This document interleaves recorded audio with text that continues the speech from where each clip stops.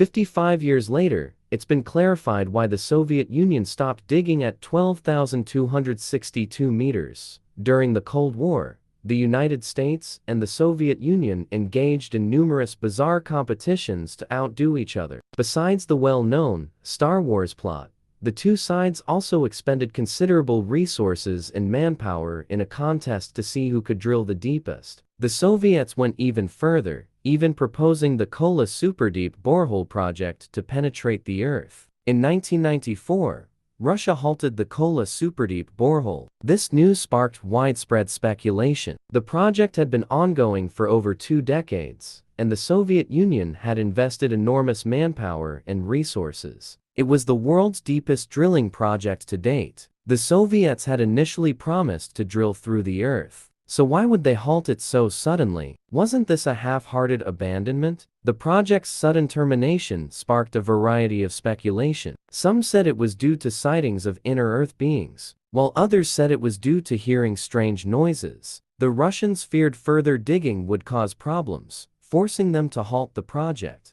Some experts have specifically investigated these rumors, but generally conclude that they lack scientific basis, being mere speculation. As for the much-discussed sounds of hell, experts believe they may be related to seismic waves and delayed friction. The Kola Superdeep Borehole project began in 1970, a product of the US-Soviet rivalry. At the time, the US and the Soviet Union were the two most powerful nations, each with its own subordinates and spheres of influence. Neither was willing to yield, each vying for global dominance. This necessitated various arms races, including the space race and the nuclear arms race. Prior to the Kola Superdeep Borehole project, the US had also undertaken a similar drilling program. To simplify matters, the Americans began digging from the seafloor. However, due to technical limitations and high costs, they stopped digging after less than 400 meters. Although other drilling projects have been launched since then,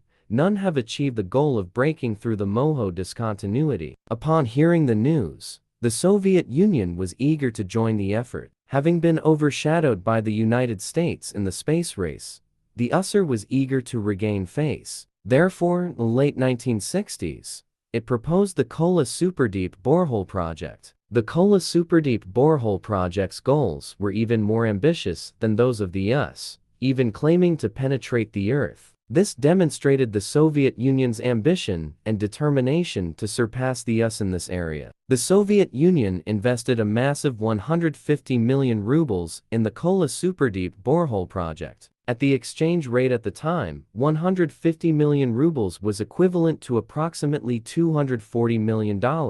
If calculated at today's purchasing power, the figure would be even more astronomical. Once the project began, the Soviet Union deployed massive machinery and numerous engineers. Initially, approximately 1,000 people were involved in the project, and at its peak, as many as 10,000. Compared to the US's hundreds of meters deep drilling, the Soviet Kola Superdeep Borehole project was clearly far more ambitious. The Soviets dug over 1,000 meters in a single stroke, and showed no sign of stopping. After acquiring more advanced equipment from both domestic and international sources, they immediately began to push deeper. At 9,500 meters, the Soviets made a monumental discovery. Gold and diamonds were discovered at this depth, with a staggering 80 grams of gold per ton of core. This is truly remarkable. Consider that 4 grams of gold per ton is already commercially viable, and 80 grams represents 20 times that. If mining hadn't been so difficult,